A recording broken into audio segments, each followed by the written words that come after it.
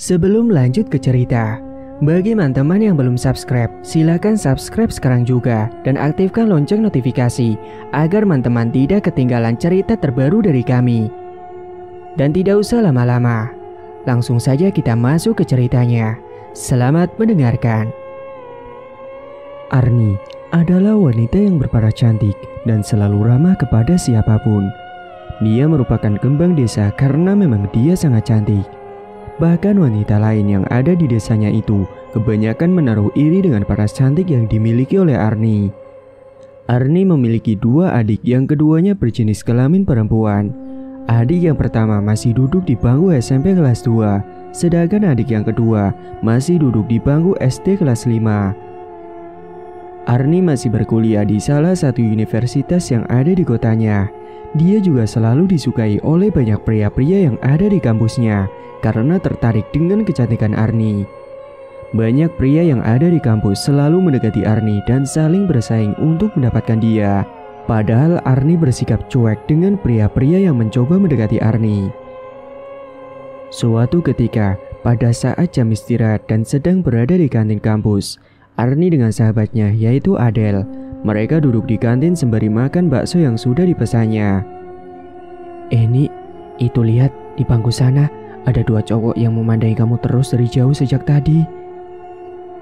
Siapa emangnya? Cie, penasaran, ledek Adele. Apa sih? Aku kan cuma tanya loh, siapa tahu kamu kan kenal Del, jawab Arni. Memang sedari tadi Arni tidak berani untuk melihat ke arah pria-pria yang selalu memandang Arni. Dia itu kakak tingkat kita nih, ucap Adele. Ah, yang bener kamu, kok tahu? Kata siapa? Iya tahu, soalnya dulu aku pernah kenalan sama dia teman kakak tingkatku. Oh gitu, jawab Arni cuek. Kemudian mereka berdua melanjutkan kembali menikmati semangkuk bakso yang berada di atas meja. Nih, dia berjalan ke sini nih, itu. Yang bener kamu Del, aku harus gimana nih? Tanya Arni. Ya biasa aja nih, ucap Adele. Seketika pipi Arni menjadi merah merona ketika mendengar apa yang dikatakan oleh Adele. Beberapa saat kemudian kedua kakak tingkat itu menghampiri Arni dan Adele. Hai, boleh gabung gak? Tanya Rio. Boleh kok, jawab Adele. Sontak Arni refleks langsung mencubit tangan Adele mendapati jawaban yang seenaknya. Makasih ya, ucap Rio. Rio dan Doni duduk berhadapan di bangku depan Arni dan Adele, membuat Arni sedikit canggung karena duduk berhadapan dengan kakak tingkat. Nih, aku boleh minta nomor HP kamu gak? Pinta Rio. Udah kasih aja nih, nambah-nambah temen siapa tahu jodoh, ucap Adele menanggapi.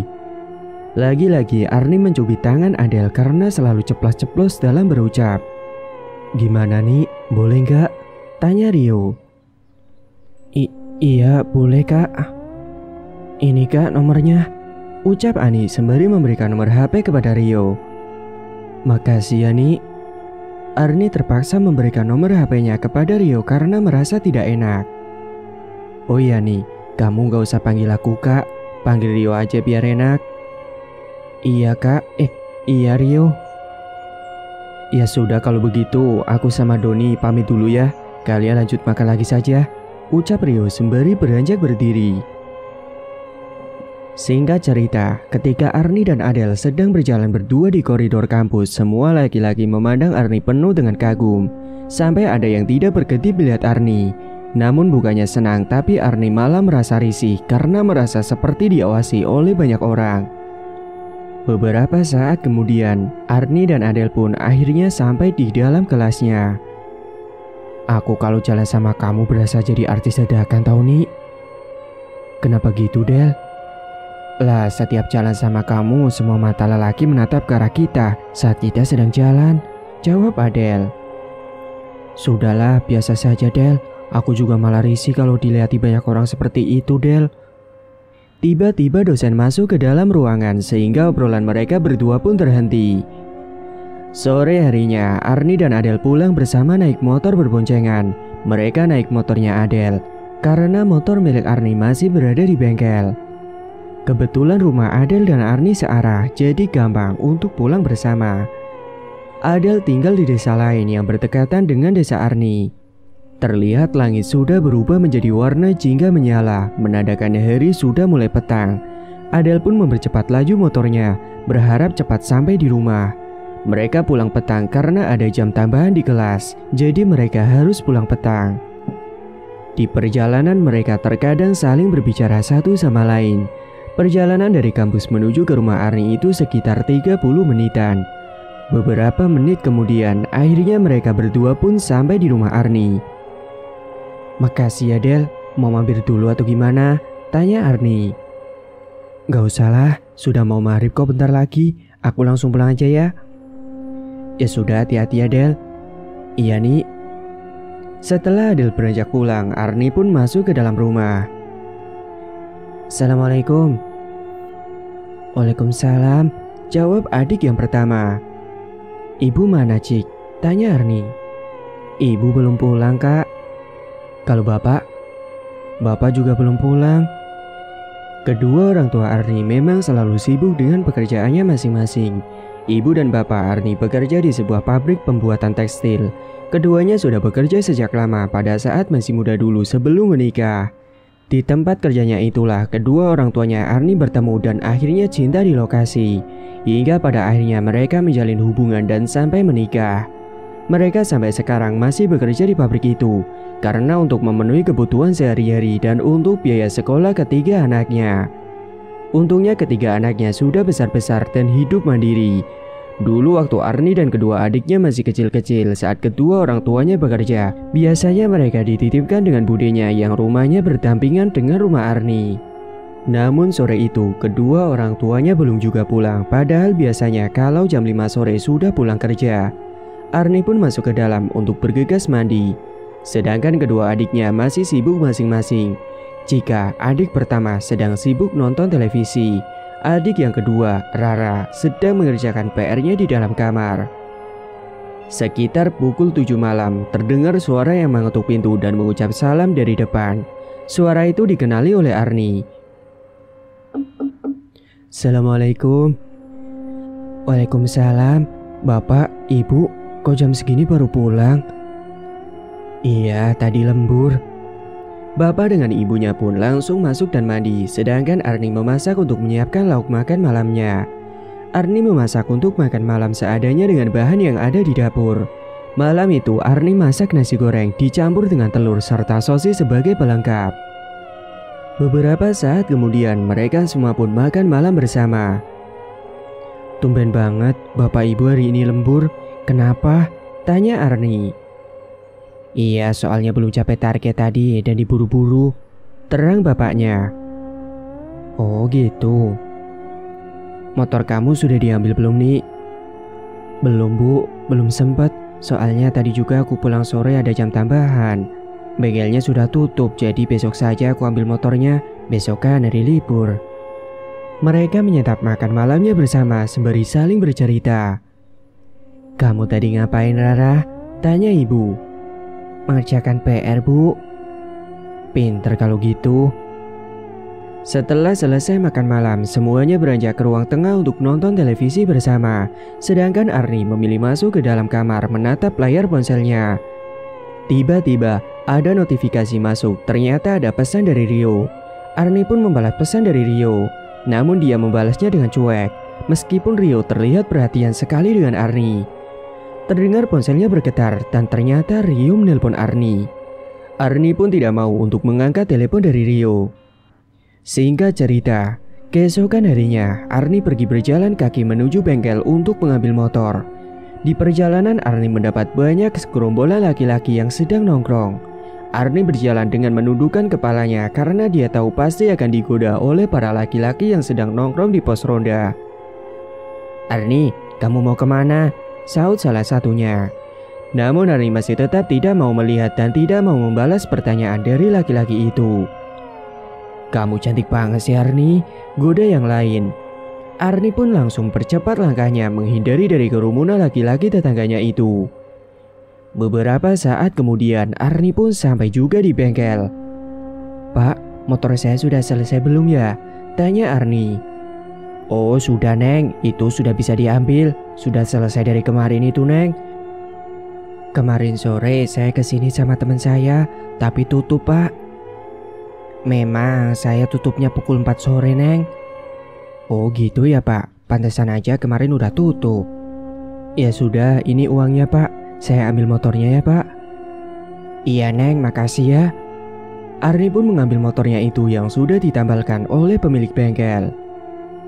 Singkat cerita, dia tidak melewati kembali jalan yang ada beberapa anak laki-laki nongkrong di pos ronda tadi karena dia tidak mau diganggu atau bahkan digoda. Sehingga jalan satu-satunya Arni adalah melewati jalan lain untuk segera pulang ke rumah. Saat di jalan tiba-tiba saja Arni berpapasan dengan Rio. Arni. Seketika Arni menghentikan laju motornya dan ngobrol dengan Rio di pinggir jalan. Kamu mau kemana atau dari mana nih? Dari bengkel tadi ambil motor. Oh gitu. Kita nongkrong dulu yuk di kafe. Kafe mana? Itu loh yang ada di depan jalan. Gimana ya? Udah yo, gak usah kebanyakan mikir nih. Memangnya mau ngapain? Iya nongkrong aja nih, ngobrol-ngobrol. Dengan bujukan Rio, akhirnya Arni pun mau diajak pergi ke kafe yang ada di depan jalan. Rio rumahnya memang dekat dengan Arni, bahkan satu desa. Tapi memang Arni tidak pernah mengetahui kalau Rio ternyata adalah tetangganya. Mereka pun melajukan motor masing-masing menuju kafe. Beberapa saat kemudian, akhirnya mereka berdua pun sampai di kafe yang dituju. Sesampainya di kafe, mereka duduk berhadapan di sebuah bangku kafe. Mereka memesan minuman dan makanan sembari menunggu pesanan mereka datang. Keduanya saling mengobrol satu sama lain. Rio memiliki kesempatan untuk mendapatkan hatinya Arni. Hari itu, Rio sangat bahagia karena bisa jalan berdua dengan Arni. Oh iya nih, kamu bentar lagi mau naik semester ya? Kita nggak ketemu lagi dong di kampus nanti. Iya kak, kakak mau melanjutkan kerja di mana? Gak usah panggil aku kakak nih. Oh iya lupa, Rio, maaf. Iya, kayaknya sih aku mau cari kerja di daerah sini dulu. Kalau di sini belum dapat kerjaan, kayaknya aku mau pergi ke kota untuk merantau. Oh gitu, memangnya acara kelulusannya kapan Rio? Seminggu lagi nih. Obrolan mereka pun terhenti ketika ada pelayan datang membawakan pesanan mereka. Silakan mas, mbak. Terima kasih ya mbak. Mereka pun menikmati makanan dan minuman yang sudah dipesannya itu. Tiba-tiba terdengar suara rintik hujan dari depan kafe, membuat keduanya akan lebih lama di dalam kafe sembari menunggu hujan reda. Kamu gak apa-apa kan kalau pulangnya nanti nih? Iya gak apa-apa kok, lagian masih hujan. Singkat cerita, setelah hujan sudah mulai reda, mereka berdua pun beranjak untuk pulang karena tak terasa waktu sudah siang. Sayup-sayup terdengar suara azan zuhur, mereka pun segera pulang. Di pertigaan jalan mereka berpisah menuju ke rumah masing-masing. Arni yang sahabatan dengan Adele menceritakan kepada Adele tentang dirinya yang telah bertemu dengan Rio tadi. Halo, ada apa nih? Tanya Adele. Kamu tahu nggak? Tadi aku habis ketemuan dengan Rio di kafe. Ah, kok bisa? Iya, tadi pagi aku habis ambil motor di bengkel. Terus papasan dengan Rio di jalan. Dia ngajak aku ke kafe. Roman-romannya sudah ada yang jadi ya nih, ejek Adele. Enggak Del, dan yang mengejutkan aku lagi ternyata Rio ini tetanggaan dengan aku. Ah, yang bener kamu nih. Kenapa kamu selama ini gak tahu kalau tetangga dengan Rio? Nah itu dia, aku juga heran. Kenapa aku gak tahu kalau Rio tetanggaan sama aku? Terus, kamu ngobrol apa dengan dia nih? Ya, aku sama dia ngobrol tentang kelulusan sih. Kan sebentar lagi dia mau lulus. Ya, aku kira kamu sama dia saling menyatakan cinta. Ledek Adele. Apaan sih? Enggak lah Del. Udah dulu ya, aku mau makan siang. Jawab Arni. Sambungan teleponnya pun dimatikan oleh Arni. Dan kemudian Arni menuju ke dapur untuk makan siang. Singkat cerita, hari berikutnya seperti biasa Arni berangkat ke sekolah. Begitupun juga dengan kedua adiknya. Di saat Arni dengan kedua adiknya berangkat sekolah, kedua orang tuanya juga berangkat bekerja. Rumah itu setiap pagi hingga siang biasanya selalu tertutup dan tidak ada yang menghuni. Rumah itu akan ramai di saat hari libur ketika semuanya ada di rumah. Sesampainya di kampus saat Arni berjalan sendiri menuju ke kelas melewati koridor yang banyak laki-laki yang memandangi dirinya. Namun Arni tidak menanggapi hal tersebut. Dia masih tetap bersikap cuek ketika banyak lelaki yang melihat dirinya. Beberapa saat kemudian, Arni pun sampai di dalam kelas. "Nik, tadi ada yang nitip bunga ini sama aku buat kamu katanya." "Dari siapa, Del?" "Gak tahu aku juga gak kenal sama dia." "Sudahlah, buang aja, Del, gak penting banget itu." "Jangan gitu loh, Nik, hargai pemberian orang." "Ya sudah, bawa sini," kata Arni males. Saat Arni melihat isi surat yang terselip di dalam bunga tersebut, dia langsung membaca isi surat itu dan ternyata bunga itu adalah kiriman dari Rio. "Dari siapa nih?" "Rio, Del." "Ah, so sweet banget Rio," ejek Adele.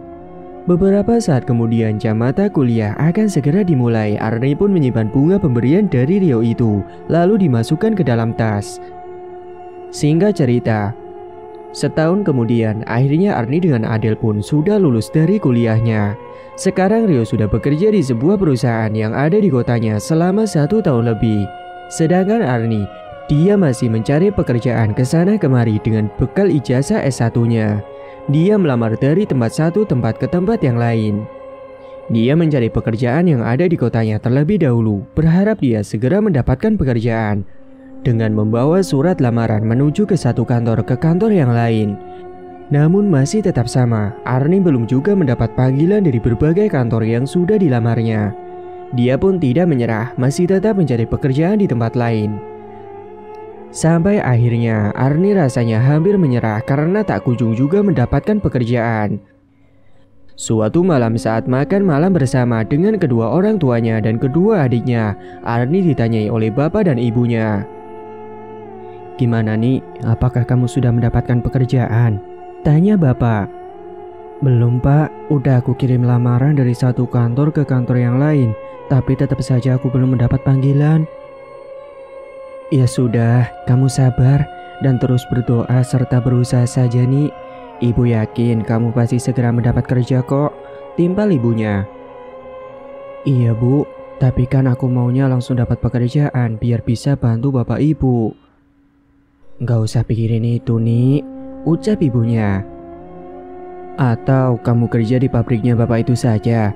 Coba kamu ngelamar di bagian kantornya nih. Siapa tahu nanti kamu diterima di sana," bapak menimpali. Gimana ya?" "Sudah gak apa-apa nih, nanti kamu coba dulu saja, siapa tahu menjadi rezeki kamu," ucap ibunya. "Ya sudah deh, besok aku datang ke sana untuk melamar pekerjaan." Singkat cerita, keesokan harinya Arni pun datang ke pabrik tempat kedua orang tuanya bekerja. Sesampainya di kantor, Arni langsung memberikan surat lamaran kepada HRD. Setelah surat lamaran sudah diberikan kepada pihak HRD, Arni pun langsung pulang. Beberapa hari kemudian, Arni mendapat telepon dari nomor baru. Karena takut penting, akhirnya diangkat. Dan ternyata nomor itu adalah dari pihak kantor yang menghubungi Arni. Arni dikabarkan diterima di kantor tempat kerja kedua orang tuanya, dan mulai besok dia sudah dipersilakan untuk masuk bekerja. Keesokan harinya, Arni berangkat ke kantor untuk pertama kalinya. Dia bekerja di hari pertama. Dia berangkat kerja diajari terlebih dahulu bagaimana cara kerjanya. Sementara di lain waktu, Rio masih tetap menghubungi Arni meskipun mereka tidak menjalin hubungan. Akan tetapi mereka masih tetap dekat seperti dulu, saling mengirim pesan dan teleponan. Di tempat kerjanya, Arni didekati dengan salah satu seorang yang bernama Yusuf. Yusuf ini sudah bekerja lama di kantor itu. Yusuf pun mendekati Arni karena tertarik dengan parasnya. Mereka saling berkenalan satu sama lain hingga saling bertukar nomor HP.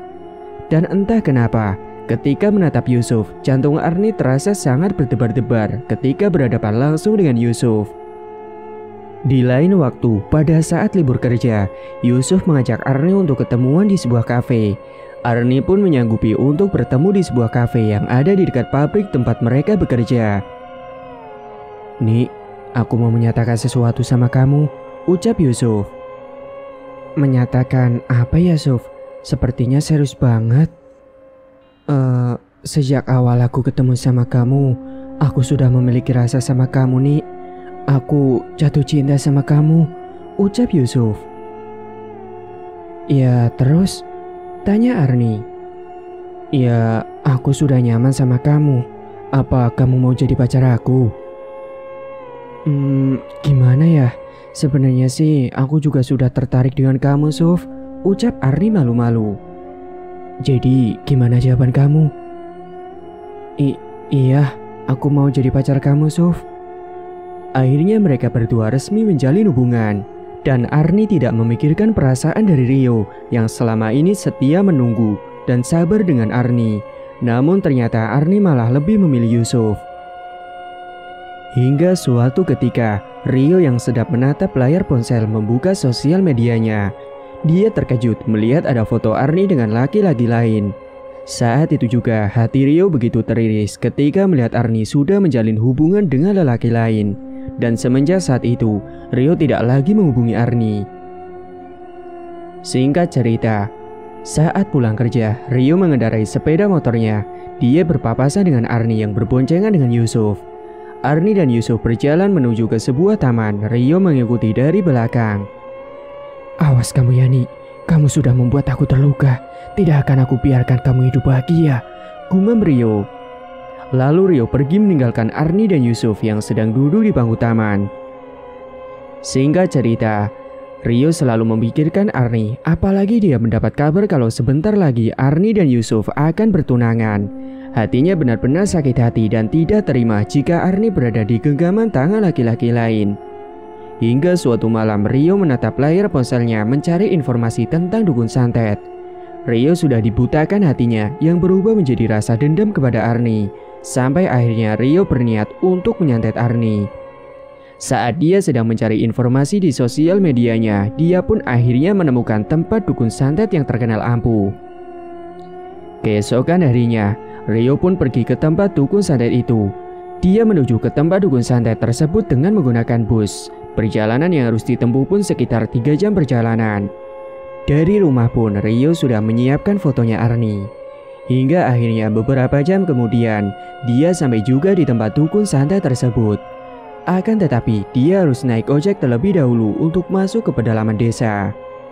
Sesampainya di jalan menuju ke rumahnya Mbah Parno, dia harus berjalan kaki terlebih dahulu, melewati jalan setapak sendirian. Dia melewati jalan yang di tengah-tengah hutan. Untungnya kondisi masih siang saat itu. Jadi Rio tidak terlalu takut lewat di dalam hutan tersebut meskipun jalan sendirian di tengah hutan. Perjalanan yang ditempuh Rio berjalan kaki melewati jalan setapak itu sekitar 20 menit perjalanan. Beberapa menit kemudian, akhirnya Rio pun sampai juga di tempat rumahnya Mbah Parno.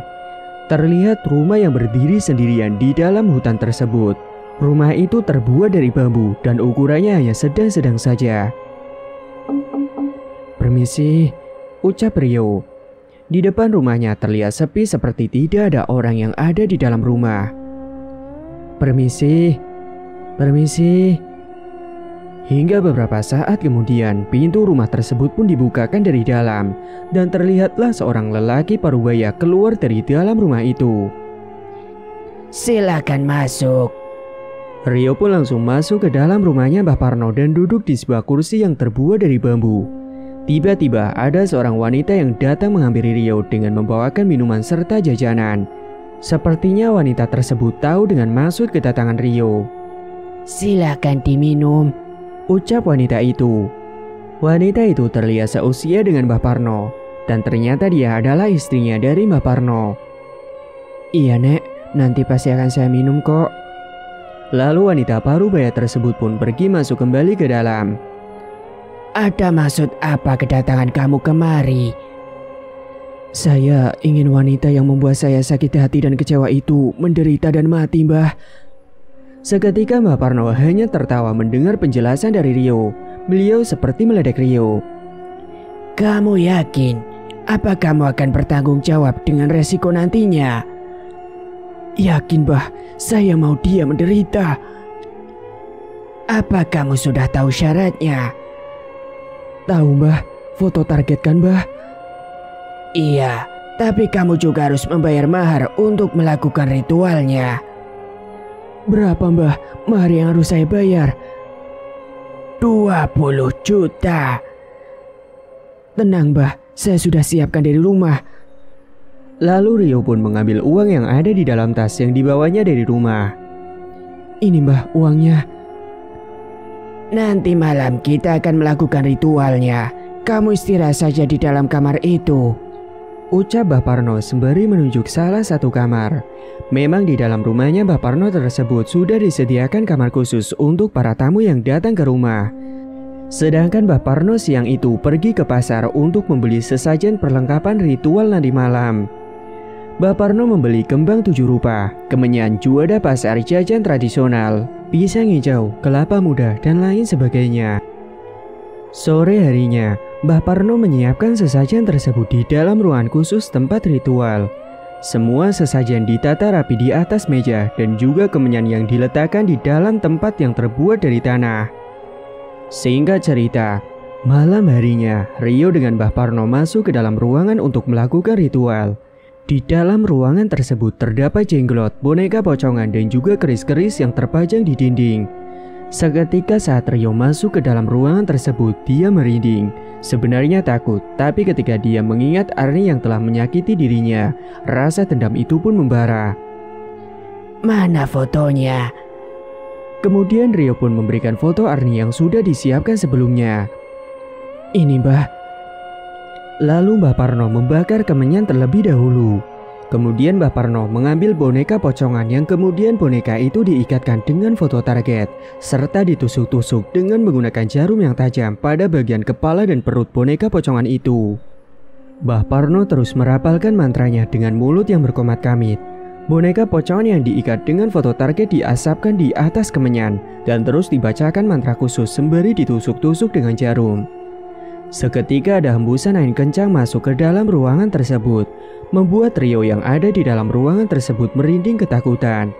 Dia juga melihat ada bayangan hitam yang masuk ke dalam ruangan itu. Bayangan hitam tersebut berhenti tepat di samping tubuhnya Mbah Parno, yang kemudian bayangan itu berubah menjadi sosok yang menyeramkan. Tubuh sosok itu tinggi besar dengan mata merah menyala serta berbulu, giginya panjang dengan taring yang tajam. Tidak hanya ada sosok genderuwo, melainkan banyak sosok-sosok yang menyeramkan berdiri di sampingnya Mbah Parno. Rio yang baru pertama kali melihat penampakan menyeramkan seperti itu. Dia pun ketakutan, tubuhnya merinding dan gemeteran, bulu kuduknya berdiri semua. Mbah Parno menghentikan membaca ritualnya sejenak saat sosok-sosok itu datang. Dan Mbah Parno langsung berbicara dengan sosok-sosok itu, entah apa yang dibicarakan dengannya. Rio tidak mendengarnya karena terdengar sama-sama dan tidak jelas. Setelah selesai berbicara dengan sosok tersebut, kemudian sosok-sosok tersebut pergi menghilang dan meninggalkan bau yang sangat menyengat, yakni bau bangkai dan anyir serta meninggalkan asap tebal di dalam ruangan tersebut. Rasanya Rio tidak kuat berada di dalam ruangan itu, tapi mau bagaimana lagi, Rio harus tetap menjalaninya. Setelah ritual sudah selesai dilakukan, boneka pocongan yang diikat dengan tali dan ditusuk dengan jarum itu diberikan kepada Rio. Ini nanti kamu bawa pulang dan kuburkan di depan halaman rumah si target. Jangan sampai ada satu orang pun yang melihatnya. Kamu tanam boneka pocongan ini pada malam tepat Jumat Kliwon. Saat kamu menguburkan boneka pocongan ini, kamu harus membacakan mantra ini, ucap Mbah Parno sembari memberikan mantra kepada Rio. Baik Mbah, lalu apa yang harus saya lakukan lagi Mbah? Kamu harus sebar paku-paku di depan rumahnya target. Setelah Rio sudah paham dan mengerti, semua ritual tersebut pun selesai. Karena masih dini hari dan tidak memungkinkan Rio untuk pulang, akhirnya Rio menginap di rumahnya Mbah Parno lagi dan berniat pulang saat esok hari. Keesokan harinya, Rio pamit pulang dengan Mbah Parno. Dia pun berjalan kaki terlebih dahulu untuk nantinya bisa naik bus. Tapi sebelumnya dia naik ojek terlebih dahulu. Singkat cerita, Rio pun sampai di rumah dan dia menyimpan boneka pocongan itu dengan baik. Suatu ketika Rio pergi ke mall bersama dengan teman kerjanya dan berpapasan dengan Arni yang sedang jalan berduaan dengan si Yusuf. Rio pun berpura-pura bersikap biasa saja kepada Arni. Ini, apa kabar? Baik Rio, kamu apa kabar? Aku sakit nih. Sakit apa Rio?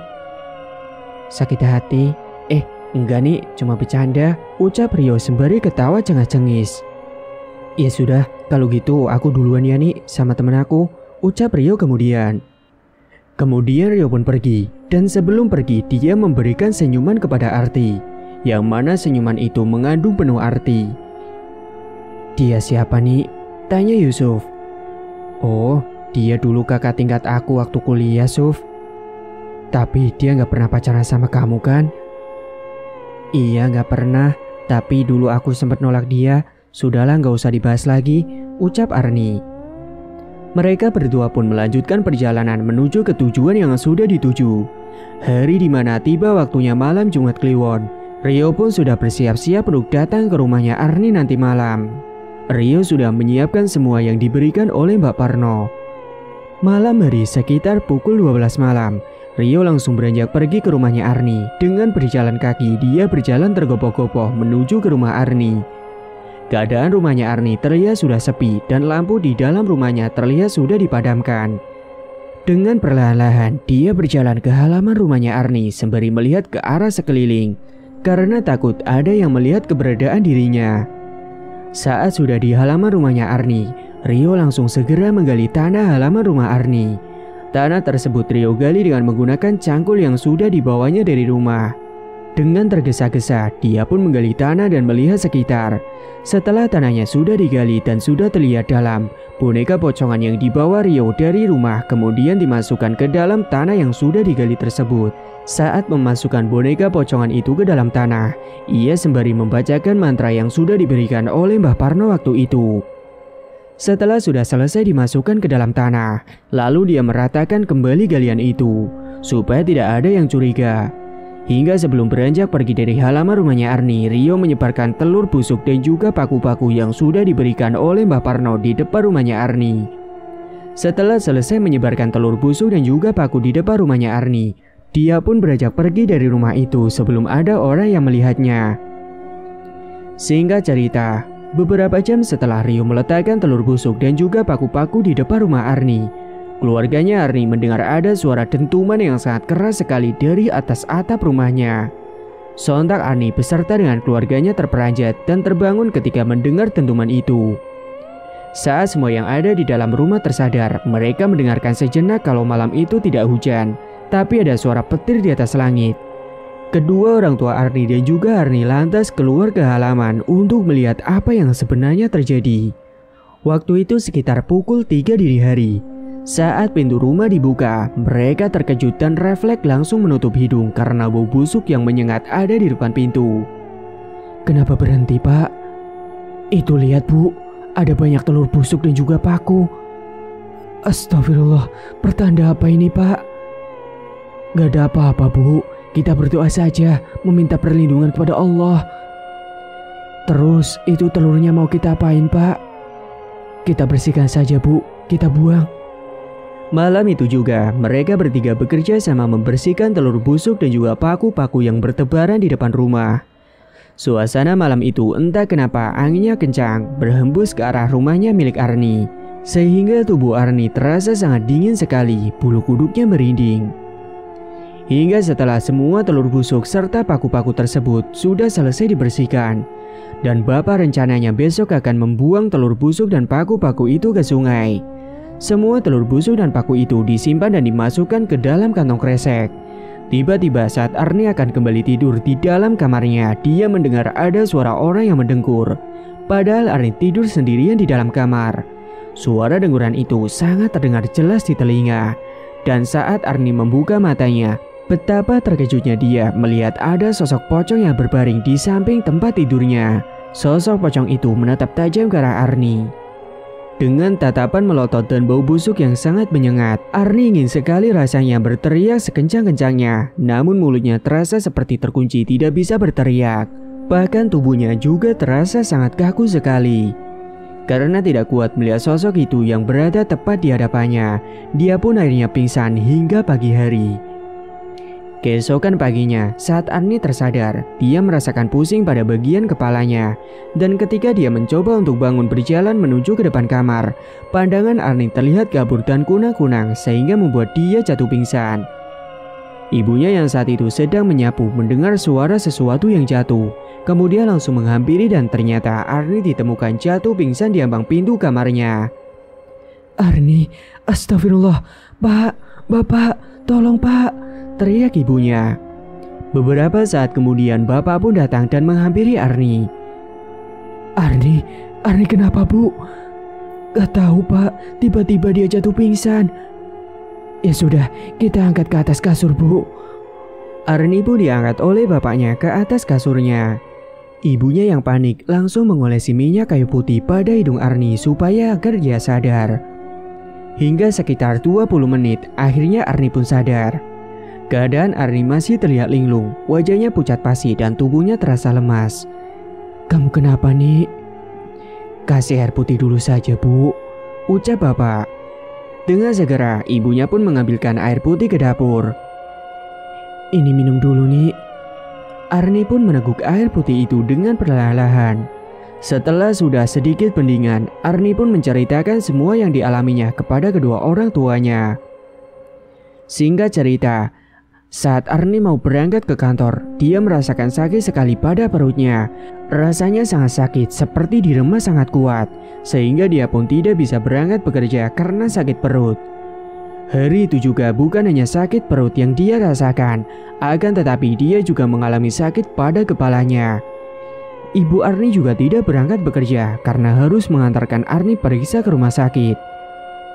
Hingga sesampainya di rumah sakit, Arni langsung diperiksakan oleh dokter. Namun anehnya, kata dokter, Arni tidak mengalami sakit apa-apa. Padahal jelas-jelas Arni merasakan sakit yang teramat pada bagian perut dan juga kepalanya. Dokter pun hanya memberikan obat sakit kepala biasa dan juga pereda nyeri. Karena tidak ada hasilnya, akhirnya Arni dan ibunya pulang ke rumah. Tubuhnya Arni semakin lemas, wajahnya pucat pasi dan perutnya terasa semakin kencang sekali. Bahkan dia tidak nafsu makan. Kalau dipaksa untuk makan, dia pasti akan muntah. Sehingga tubuhnya Arni perlahan-lahan menjadi kurus karena tidak makan. Terlihat tulangnya Arni dan dia semakin kusam, wajahnya tidak secantik dulu lagi.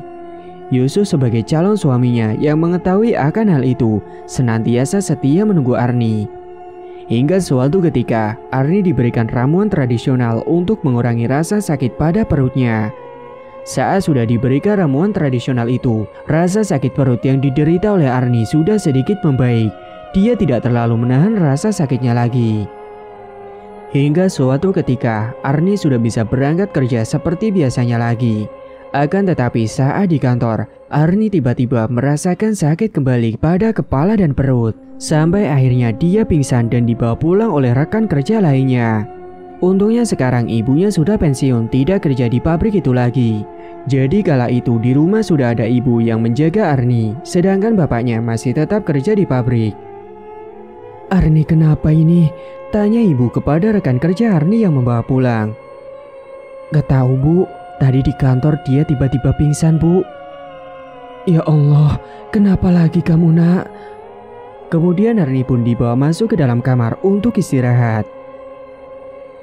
Malam harinya, Arni sedang berbaring di atas kasur. Di dalam kamar dia melihat ada bayangan hitam yang masuk ke dalam kamarnya. Bayangan hitam tersebut dengan perlahan-lahan mengeluarkan sebuah asap.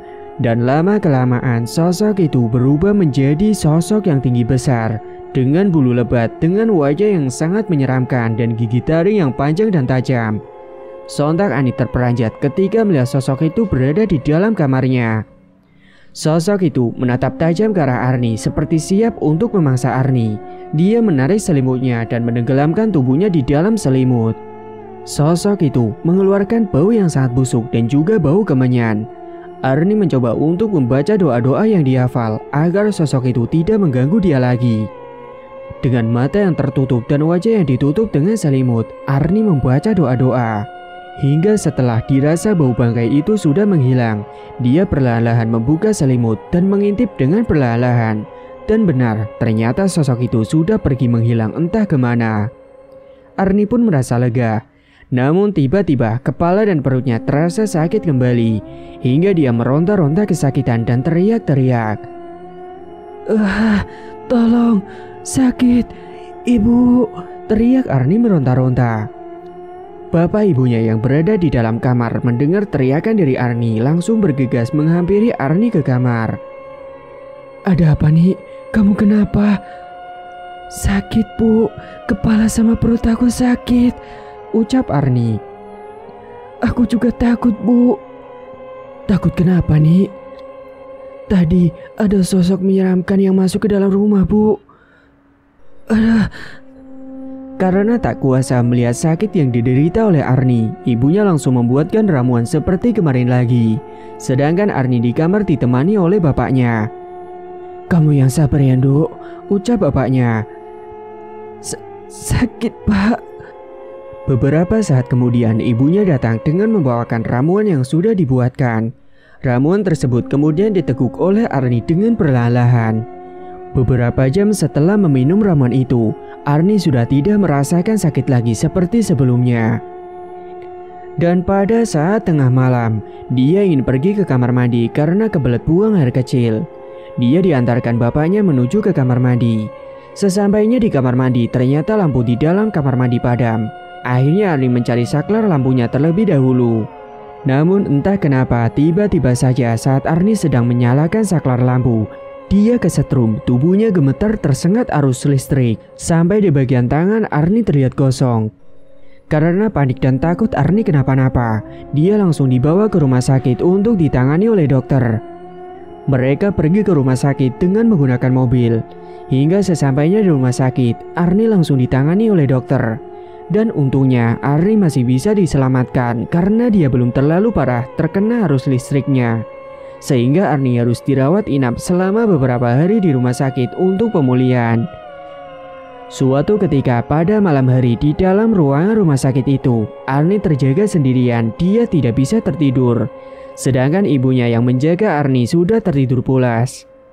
Saat itu dia melihat ke arah gorden pembatas. Dia melihat gorden itu bergerak-gerak sendiri dengan kencang, padahal tidak ada angin yang masuk ke dalam ruangan itu. Dia juga melihat ada bayangan di belakang gorden itu. Bayangan hitam itu berjalan dan menuju ke atas langit-langit. Bayangan hitam itu dengan perlahan-lahan berubah wujudnya menjadi sosok wanita yang merayap di atas langit-langit dinding rumah sakit. Sosok wanita itu sangat menyeramkan wajahnya, dan wajahnya juga berubah-ubah, kadang menjadi sosok wanita cantik dan terkadang juga berubah menjadi sosok nenek-nenek yang menyeramkan. Sontak Arni terkejut dan ketakutan, tubuhnya gemetaran, akan tetapi saat dia akan berteriak selalu tidak bisa.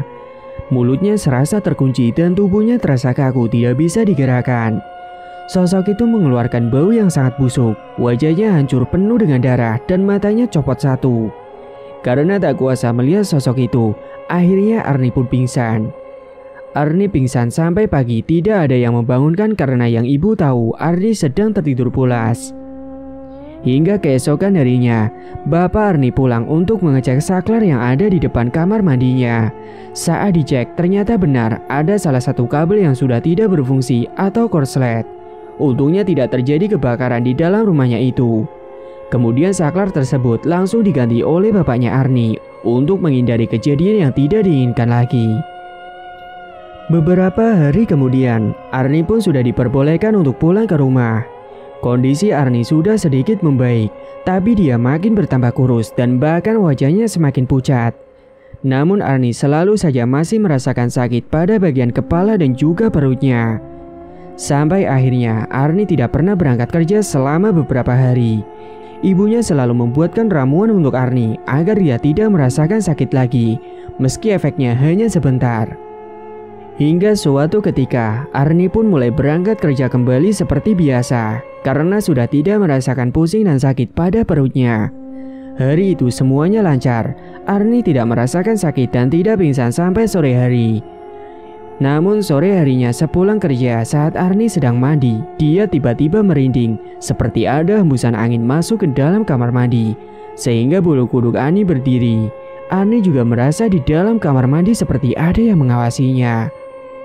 Arni. Seketika Arni mendengar ada suara lirih tepat di telinganya memanggil-manggil namanya. Karena takut, dia pun langsung bergegas menyelesaikan mandinya lalu keluar. Selesai mandi, saat dia sedang bercermin menyisir rambutnya, dia melihat ada sekelebat bayangan hitam di belakang tubuhnya. Bayangan hitam itu terlihat dari kaca cermin. Namun saat Arni menoleh ke belakang, ternyata tidak ada siapa-siapa di belakangnya. Hingga malam harinya di dalam kamar, tiba-tiba Arni mencium aroma bau busuk serta kemenyan yang menyeruak di hidungnya. Perasaan Arni pun merasa gelisah, tidak enak hati dan takut seketika. Akan tetapi ternyata malam itu tidak ada kejadian yang terjadi di dalam kamarnya. Keesokan harinya, Arni seperti biasa berangkat ke kantor. Pagi itu dia merasakan pusing lagi, tapi dia tetap memaksakan untuk berangkat bekerja. "Kamu yakin sudah tidak apa-apa, Nak?" tanya ibunya. "Iya, Bu, aku sudah sembuh kok, aku nggak apa-apa." "Kalau begitu kamu hati-hati ya, Nak, naik motornya gak usah ngebut-ngebut." Arni pun berangkat kerja. Untungnya di jalan raya dia tidak ada apa-apa meskipun menahan rasa sakit. Di kantor, Yusuf selalu menghampiri Arni untuk melihat kondisinya. "Kamu sudah baik kan?" "Sudah kok, paling pusing-pusing sedikit." Setelah kerja sudah selesai, sore harinya Arni pun pulang. Dia ditawari untuk pulang bareng dengan Yusuf. Akan tetapi Arni menolak dengan alasan dia membawa motor. Saat perjalanan pulang di jalan raya, Arni tiba-tiba merasakan pusing sekali dan kedua matanya terasa kunang-kunang sehingga dia sedikit tidak fokus dalam berkendara. Dia pun akhirnya sedikit oleng mengendarai motornya. Akan tetapi dia dapat mengkondisikan kemudi motornya. Dia pun mencoba fokus kembali. Saat dia sedang melajukan motornya, tiba-tiba dia melihat ada sekelibat sosok wanita yang menyeberang begitu saja di depan jalan. Sehingga Arni pun mengerem motor secara mendadak. Untung tidak tertabrak, gumamnya dalam hati. Arni pun kembali melanjutkan perjalanannya. Dan di tengah perjalanan, tiba-tiba pandangan Arni menjadi sangat kabur, tidak terlihat apa-apa. Sampai Arni tak sadarkan diri dan brak. Arni mengalami kecelakaan. Dia menabrak mobil di depannya, sehingga membuat kecelakaan beruntun. Mobil yang ditabrak oleh Arni bagian belakang ringsek parah. Apalagi disusul dari belakang, sebuah truk besar melintas tubuh Arni hingga tubuh Arni hancur, kakinya patah. Kedua orang tuanya yang mendapatkan kabar itu langsung pingsan karena syok dan masih tidak menyangka. Singkat cerita, keesokan harinya jenazah Arni segera dimandikan terlebih dahulu. Dan saat dimandikan, anehnya dari dalam alat kelamin Arni keluar jarum dan juga cairan kental berwarna putih. "Astagfirullah, apa ini?" ucap pemandi jenazah. Kemudian si pemandi jenazah melaporkan hal itu kepada petua desa yang tahu tentang hal klinik. Bisa disebut dengan orang pintar, namanya Pak Anton. Saat itu kebetulan Pak Anton datang untuk bertakziah. Setelah mendengar apa yang diceritakan oleh para pemandi jenazah, Pak Anton langsung melihat kondisi jenazahnya untuk menerawang. Pak Anton kemudian membacakan doa-doa untuk menerawang. "Santet lowo ireng," ucap Pak Anton. "Maksudnya gimana, Pak?" tanya Ibu Arni sambil menangis. "Ada orang yang sengaja mengirim santet kepada dia dan membuat dia celaka," ucap Pak Anton. "Siapa orangnya, Pak?" tanya ibunya Arni penasaran. "Nanti ibu juga tahu sendiri siapa orangnya, karena santet ini akan berbalik kepada orang yang mengirim. Ibu, Bapak yang ikhlas ya. Mungkin ini sudah takdir anak bapak ibu seperti ini." "Lalu apa yang harus saya lakukan, Pak?" tanya Bapak Arni. "Nanti kita temukan media yang dilakukan untuk menyantet dia. Saya yakin pasti media tersebut ada di sekitar rumah ini," ucap Pak Anton. Ibu dan Bapak Arni baru menyadari apa yang selama ini terjadi dan akhirnya mereka menceritakan semuanya kepada Pak Anton tentang apa yang sudah dialami keluarga Arni selama ini. Sebelum dikafani, Pak Anton pergi ke halaman rumah diikuti dengan Bapak dan Ibu Arni. Pak Anton memerintahkan kepada dua orang pelayat yang datang untuk menggali tanah yang ada di depan halaman rumah itu. Setelah tanah itu digali, benar saja ada boneka pocongan dan foto Arni yang diikat dengan menggunakan tali serta ditusuk jarum pada bagian kepala dan perut boneka pocongan itu. Kemudian Pak Anton langsung membakar media santet itu dengan dibacakan doa-doa sebelumnya. Dan saat itu juga jenazahnya Arni sudah tidak mengeluarkan cairan kental yang berbau busuk, serta jarum-jarum yang selalu keluar dari alat kelamin milik Arni. Setelah semuanya selesai disempurnakan, jenazah Arni pun segera akan disolatkan kemudian dimakamkan. Singkat cerita, pemakaman jenazah Arni sudah selesai dilakukan. Yusuf yang sebenarnya akan menjadi calon suaminya Arni mendapat kabar kalau Rio telah meninggal dunia. Rio mengalami kecelakaan sama seperti yang dialami oleh Arni. Yusuf mendapatkan kabar itu dari teman Yusuf yang tetanggaan, dan temannya itu berteman dengan Rio di tempat kerja Rio. Akhirnya Yusuf pun menceritakan kepada kedua orang tua Arni kalau ternyata selama ini yang sudah mencelakai dan menyantet Arni adalah Rio. Namun meskipun begitu, kedua orang tua Arni tetap merasa iba dan turut berduka. Kedua orang tua Arni sudah ikhlas menerima ini semua. Semoga kita bisa mengambil pelajaran yang harus dipetik. Buanglah rasa dendam, karena rasa dendam tidak akan mengatasi masalah, malah membuat celaka bagi korban ataupun pelakunya. Semoga kita selalu dalam lindungan Allah Ta'ala. Dan jangan lupa dimanapun kita berada selalu berdoa dan mengingat Allah Ta'ala. Tamat, cerita pun selesai. Terima kasih bagi teman-teman yang sudah menyimak cerita hingga akhir. Dan bagi yang belum bergabung, silakan tekan tombol subscribe sekarang juga dan aktifkan lonceng notifikasi agar tidak ketinggalan info updatean terbaru dari kami. Sekian dulu dari Mang Ripan, terima kasih sudah menyimak. Wassalamualaikum warahmatullahi wabarakatuh.